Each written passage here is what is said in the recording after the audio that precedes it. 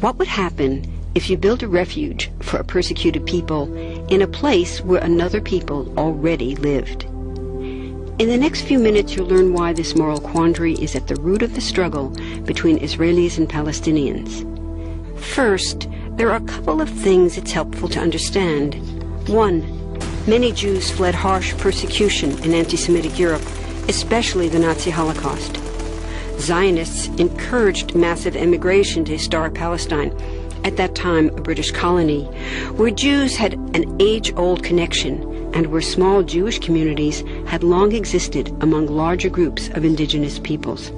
But when the UN offered the Jewish immigrants the majority of the land for a new state called Israel, for the indigenous Palestinians who lived there, it was a massive destruction of life. They rejected the UN's partition plan, and several Arab states invaded the new state of Israel. Israeli forces essentially erased over 400 Palestinian villages and towns. By the end of the fighting, Israel controlled 78% of historic Palestine. And when 750,000 Palestinians who fled or were expelled during fighting tried to return to their homes where the new state now stood, they were permanently barred by the Israeli government. While over 100,000 of their relatives and neighbors who hadn't left became second-class citizens of the new state, along with the new Jewish majority. Today, Palestinian refugees and their descendants number in the millions. Most are in the Gaza Strip, the West Bank, and Jordan. Many are spread throughout the world, with millions still living in refugee camps, seeking to return to their homeland.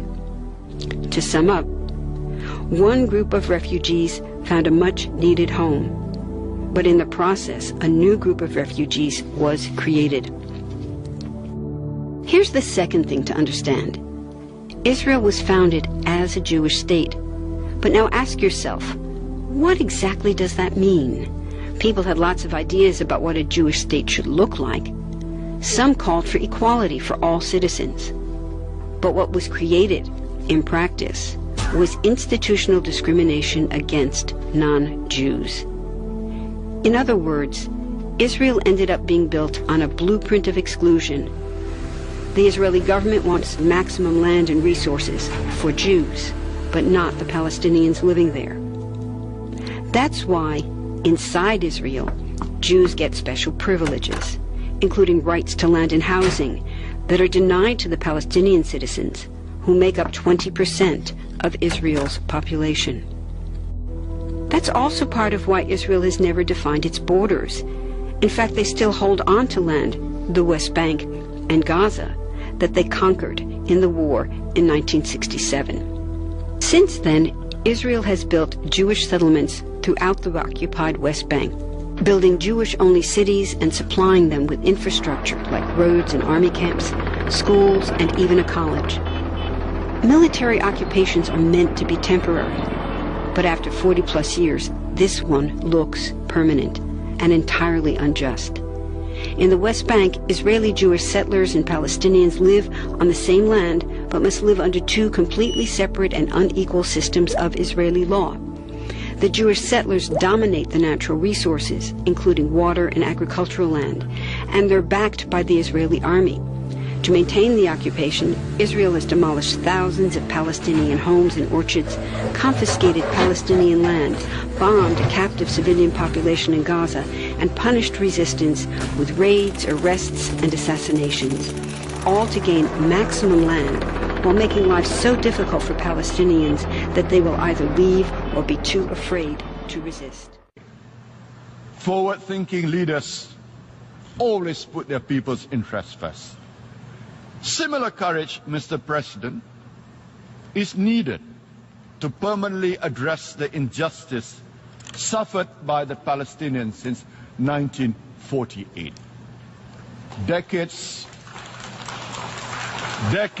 of impunity and the systematic dehumanization of Palestinians has culminated in increasing violence, increasing illegal settlements, and increasing violations of rights.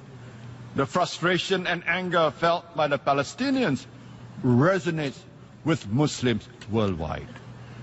If the world continues to turn a blind eye to the sufferings, we risk another catastrophe in the occupied Palestinian territory.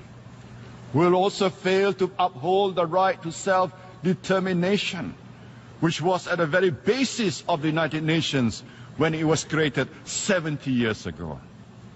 On that note, given the Rosh Hashanah violations of Al-Aqsa Mosque in Jerusalem and aggression against its worshippers 3 weeks ago, I call on the Israeli government to live up to Judaism's highest ethical principles and the essential message of the Torah as succinctly expressed by the 1st century BC sage Hillel.